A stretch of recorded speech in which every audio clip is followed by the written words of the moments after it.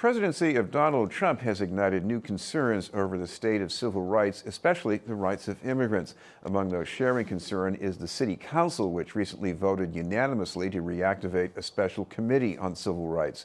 The committee was disbanded last year as part of a reorganization. We'd like to welcome the committee chair and district councilor for the Back Bay, West End, Fenway, and Mission Hill, Josh Zakim. Thank you very much for being with us again, Councilor. Thanks for having me, Chris. First of all, just talk about the atmosphere in which this is happening, how this feels in the council chambers. Well, I think civil rights has always been a priority for the City Council, and I think since I've been there since 2014, on any issue of civil or human rights, the council has come out unanimously in support of justice, of equality. So having this formalized as a new special committee, I think was important to make sure we have a forum to address these concerns, sort of as a statement of values, I think, to everyone in the city of Boston and around the area, that this is a priority, that we do feel that we are somewhat under attack from Washington right now in the area of civil rights, that we've made so much progress over the past decades to have some of it tried to roll back, particularly where it comes to immigrants, religious minorities like Muslim Americans.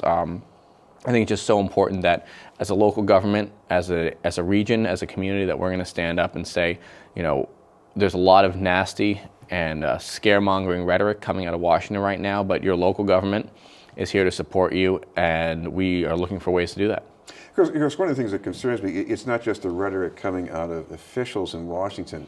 For me now, it's just a commonplace to see things, sometimes in polite form, saying, Muslims don't shake hands. We can't let them in here. I mean, this stuff, it's all over the place. Yeah, it's incredibly disturbing. And just on Sunday, I helped organize a rally in support of refugees and immigrants over at the Holocaust Memorial. That was with some of the organized Jewish community organizations, the JCRC, the ADL. We also had Imam Faisal Khan from the Islamic Center of Boston, that's out in Wayland, come and speak. We had a rabbi attend. We had a multi-racial, multi-religious, interfaith group out there, because people were saying these are some of the things that were being said about Jewish community and Jews who were fleeing Europe around the Holocaust time. And that was, we heard from a Holocaust survivor at this event saying the same thing, that it's very easy to stereotype and create fear amongst people, because if you don't know someone, from a certain background or community, it's easy to resort to caricature and to stereotype. But we need to make sure that we're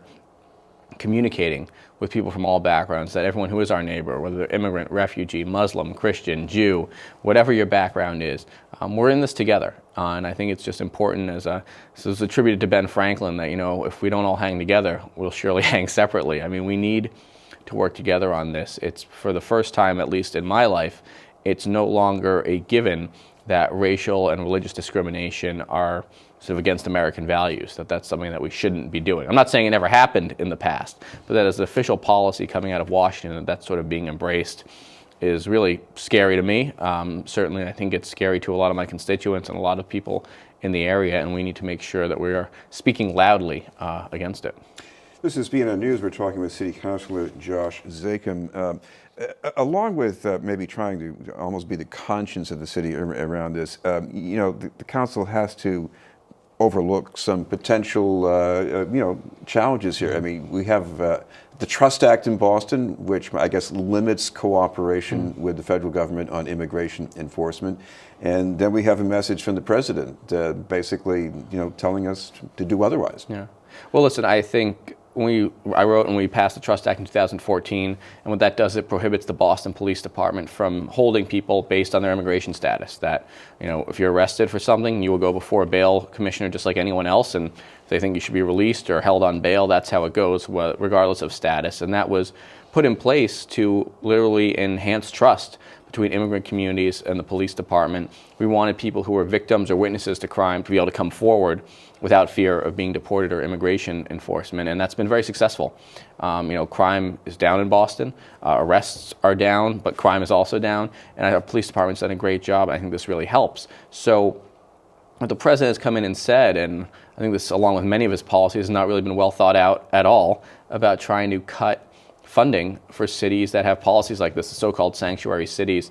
And one, I think, for a Republican Party that espouses a small government, a local government, that really flies in the face of that philosophy. It's pretty hypocritical, but it's also the wrong policy. What we need to do is we need to let local government entities, states, make their own determinations whether they should be spending their public safety resources enforcing failed federal immigration laws, where it makes us less safe because victims, witnesses, particularly around domestic violence and sexual assault, are afraid to come forward because they might face immigration actions. What about what we can stand to gain by having some of these different constituencies coming together? You've mentioned that you've been at events, but talk about how this can maybe change people's perceptions, get them away from the stereotype. Well, that's what it's all about. I mean, I think you care about someone's problems, their issues, their concerns, because you care about them. It's person to person. It's much harder to talk abstractly, I think, about the need to welcome refugees if you're not meeting any, if you don't have any refugees in your community, if you don't know why their contributions to our communities are the same as mine or yours. And I heard some really astounding statistics recently from the MIRA Coalition, the Massachusetts Immigration Refugee Alliance, I believe, Advocacy Coalition, sorry, about the economic contributions of all the businesses started by refugees and immigrants or their children, the first generation Americans. It's dramatic, especially in the Boston area, especially with our high-tech, higher education, and healthcare economy.